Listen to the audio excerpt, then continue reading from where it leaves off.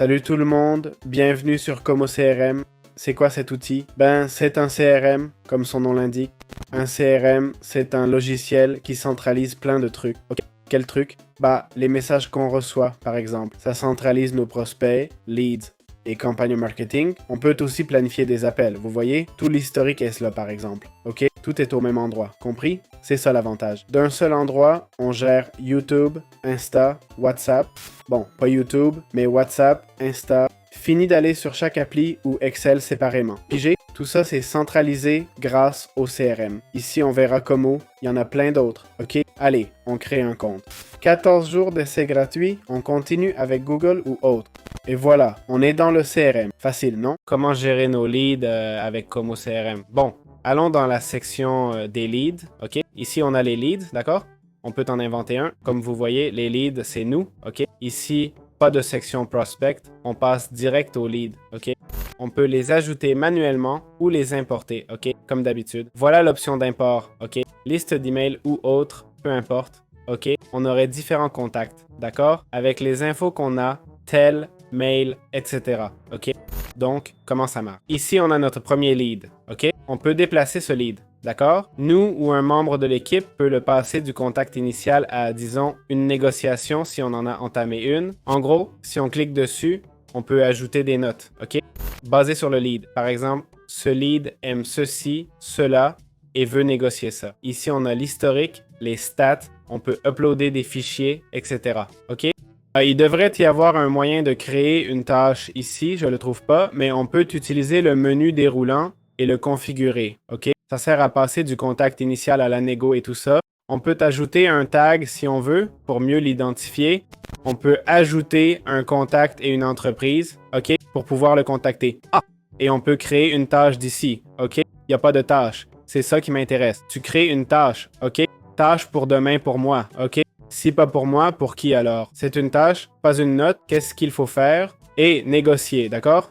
Tu vas créer. Dans la section Leads, tu auras d'abord une tâche, OK? En entrant, tu verras une tâche pour demain, OK? Dans l'onglet Tâches, avec la liste des contacts, on va au panneau, OK? Là, on voit nos tâches, d'accord?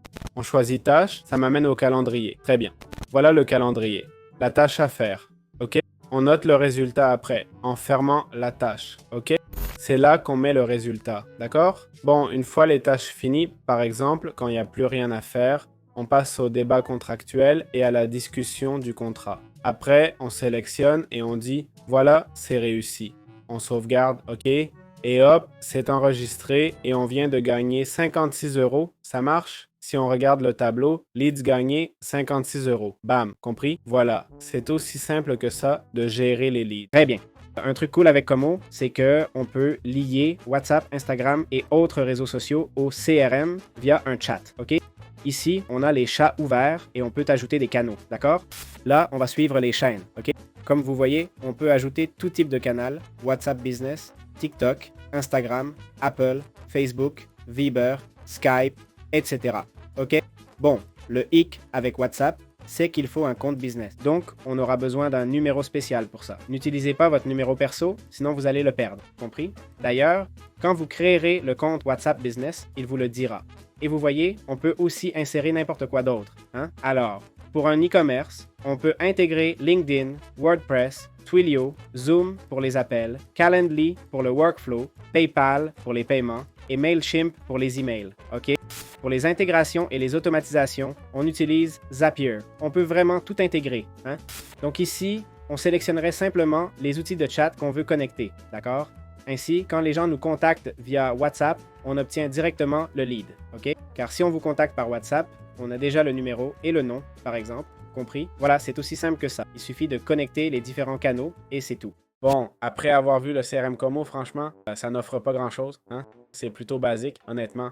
Il y a des stats et tout, mais je n'ai même pas vu d'option pour planifier des appels. C'est vraiment très simple, hein? Vraiment très simple. L'intégration des appels est là, ne vous méprenez pas, et on peut sûrement contacter un lead. Mais via la plateforme, ça n'a pas l'air possible, sauf en connectant WhatsApp, qui est probable. Ils veulent qu'on connecte WhatsApp ou Zoom pour les appels, mais ça n'a pas l'air évident au début. Bon, allons voir un peu les plans tarifaires. C'est ce que je voulais voir. Voyons les prix de Como CRM. J'espère qu'ils sont bas, vu ce que ça offre. Alors, 13 € par mois. D'accord, c'est très bien, c'est très bien. 22 € par mois sur 6 mois, je vois, et 40 € par mois.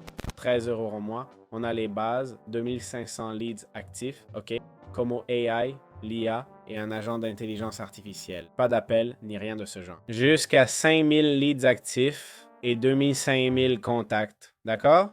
Pour 22 € par mois et un peu plus. C'est que vraiment, bon, un bot de vente, Activi, bref. Et je trouve que c'est un bon outil. Je le trouve très limité pour un CRM. Quand j'ai vu pas de prospects, ça m'a paru bizarre, ok? Pas de prospects, que des leads. C'est bizarre pour un CRM. Je ne sais pas si c'est un CRM ou juste une plateforme d'achat. Donc, les avis que j'ai vus, d'accord? Vous savez que j'aime toujours lire les avis. Ils ont une note de 2,1 sur Trustpilot. Il n'y a que 11 avis sur Trustpilot et malheureusement, la plupart sont à 1 étoile. Essentiellement, ils se plaignent du support et disent que le produit est vraiment mauvais et ainsi de suite.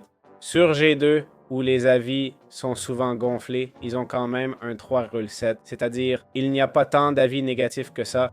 Selon moi, bon, ici on dit qu'il y a des bugs. À mon avis, là, il manque vraiment d'outils et tout ça. Je répète, peut-être que je dois intégrer les fonctions pour voir plus. Donc voilà, pas grand-chose d'autre. J'espère que ça vous a plu et on se retrouve dans les prochaines vidéos.